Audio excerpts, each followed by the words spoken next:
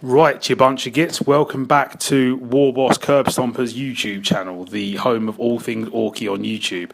Now, I did say previously that I would do a video on the Orc HQ choices, relics and warlord traits, but to be honest, I think that's quite a big topic, and I think the Warboss on his own is worth focusing on. So I'm going to do that for this video, and I'll get around to other stuff later. So we'll talk about the Warboss, the Gifted Gork and Mork in the basic codex, and also the Warlord traits in the basic codex. I'll probably cover the War Gazgul stuff in the next video. So who's the Warboss? Well, basically he's your standard Orc army leader.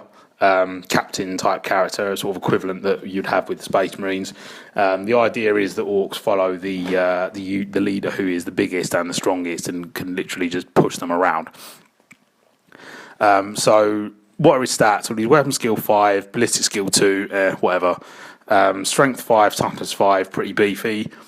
3 wounds, not great, but you know he's only 60 points. Initiative 4, same as a Space Marine. 4 attacks, leadership 9.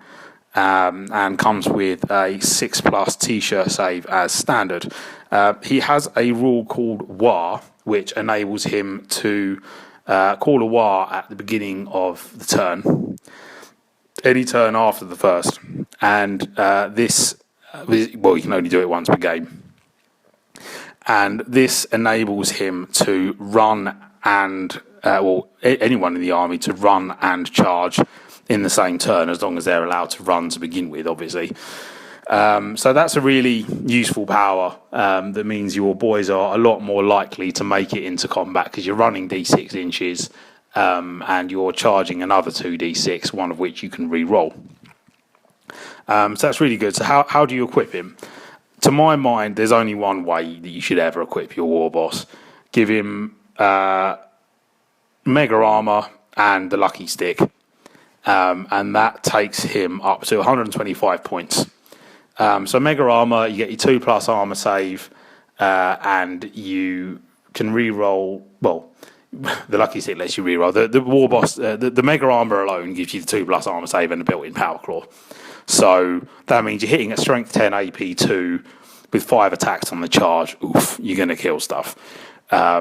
It's incredibly powerful. Add in the Lucky Stick, you re-roll all your attacks, wounds, and armor saves, and there's an additional +1 weapon skill for the whole squad, including the boss, which means that if you've got any boys in the squad, then they're going to be weapon skill 5. So all those attacks from the boys at weapon skill 5 really are quite devastating.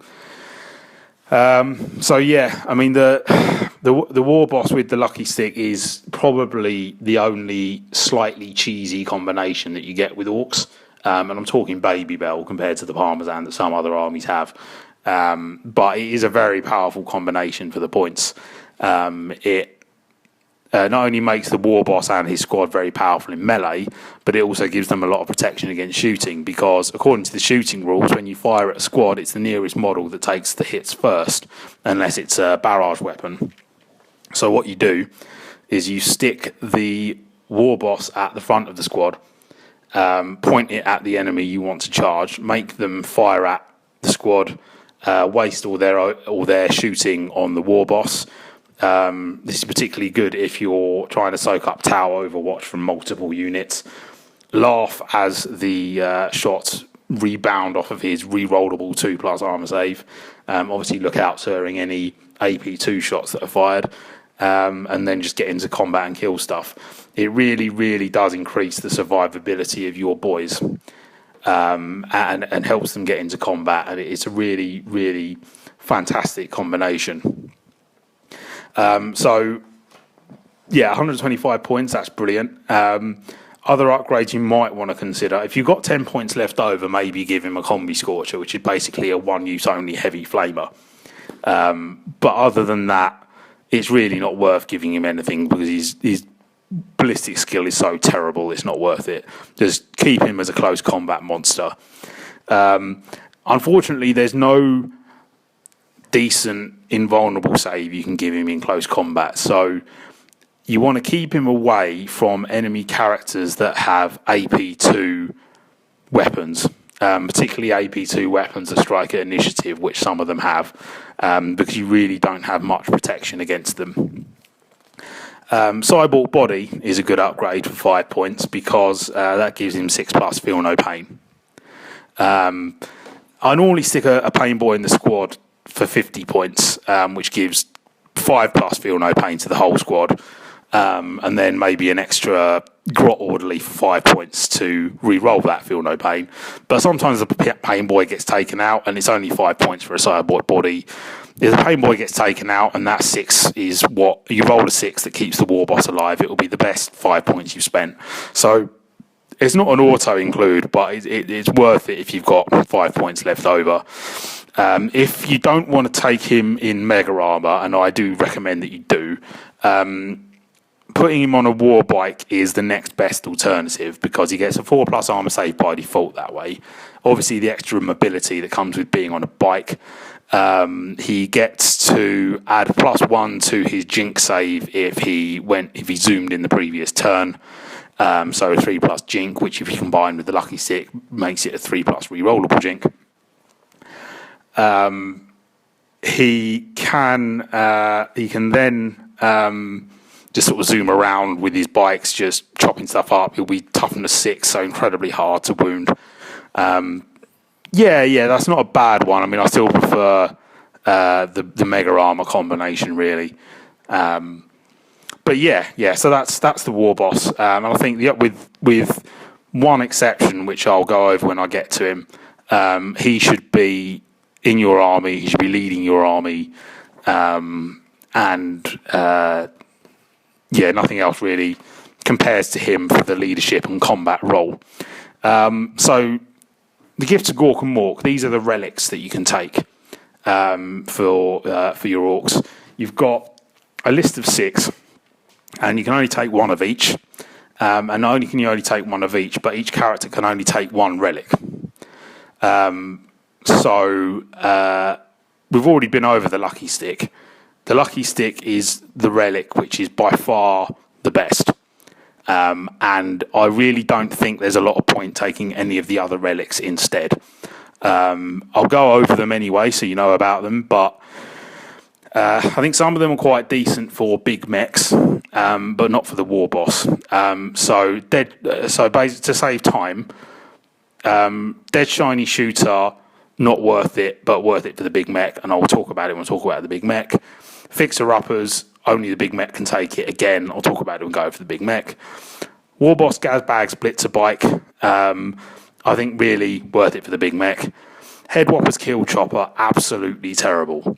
Do not ever take this. If you've ever taken this, punch yourself in the face.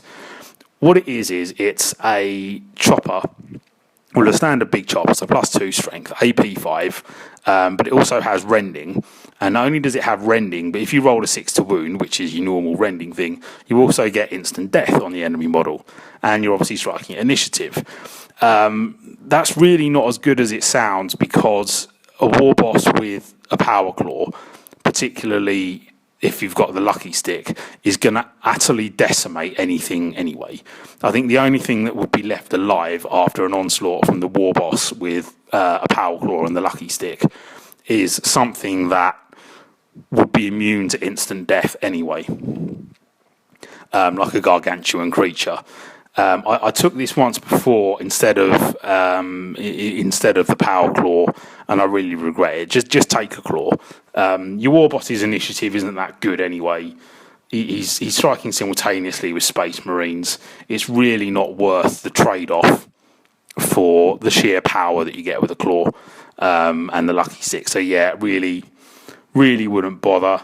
There is one thing that I might give him instead of the Power Claw, and that's the Thinking Cap. Not instead of the Power Claw, sorry, instead of the Lucky Stick, the Thinking Cap. What this does is it lets you re-roll your Warlord traits. Sorry, it doesn't let you re-roll your Warlord traits, so let me rephrase that. It lets you roll for an additional Warlord trait, which obviously you can re-roll. And so this kind of brings me neatly into the next bit of the discussion, which is about warlord traits. Basically, the first warlord trait in the codex is Prophet of the War. And so what this does is it gives your warlord the War special rule like the Warboss has. So if you had, like, a Pain Boy as your warlord for some reason, he would then get the War special rule. Great. But if your warlord already has the War special rule, then he also makes your army fearless for the turn. Well, apart from Gretchen and things like that, he makes your army fearless for the turn that he calls the War. And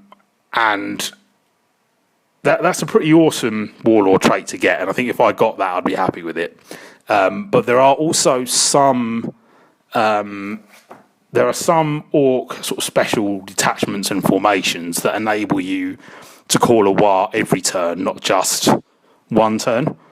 And so basically, if you take the thinking cap, that gives you 4 opportunities to get the Prophet of the War warlord trait, because you roll for your first trait. If you don't get it, you can re-roll it. You roll for your second trait. If you don't get it, you can re-roll it. So you get 4 bites at the cherry.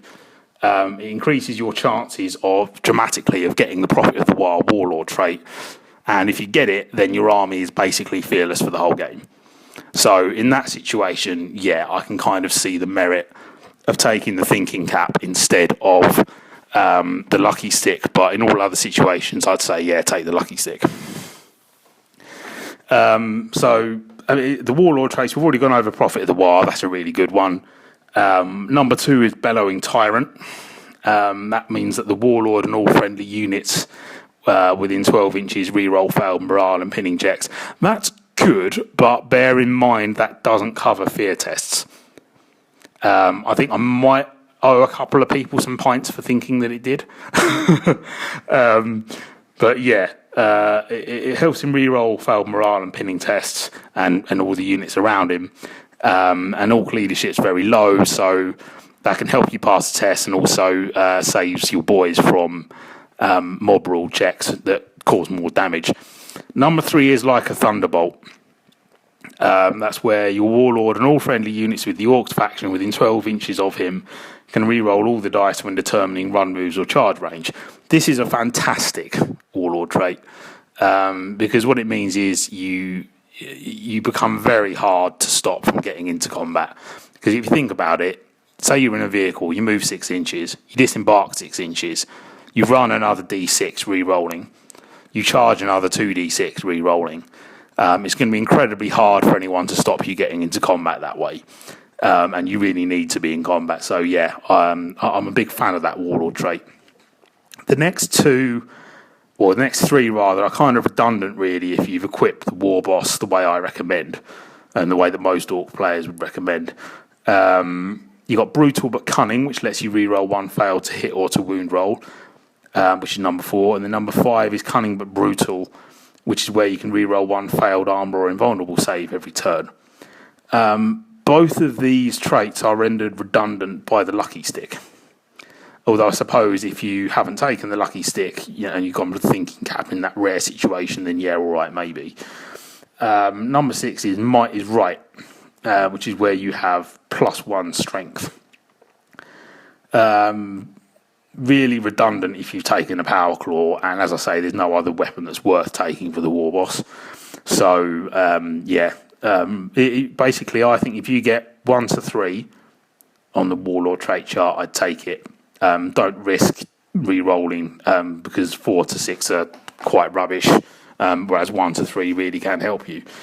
So yeah, in summary, for Warboss, critical part of the army, always take one as your Warlord, with a couple of exceptions that I'll get to later.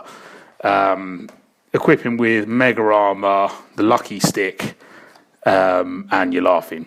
So I hope you found that useful. The next video we'll be talking about some other HQ choices, and perhaps some of the equipment that you get in the Wild Gazgul supplement. I'll decide which order I'm doing that in, and keep you all in suspense. Cheers.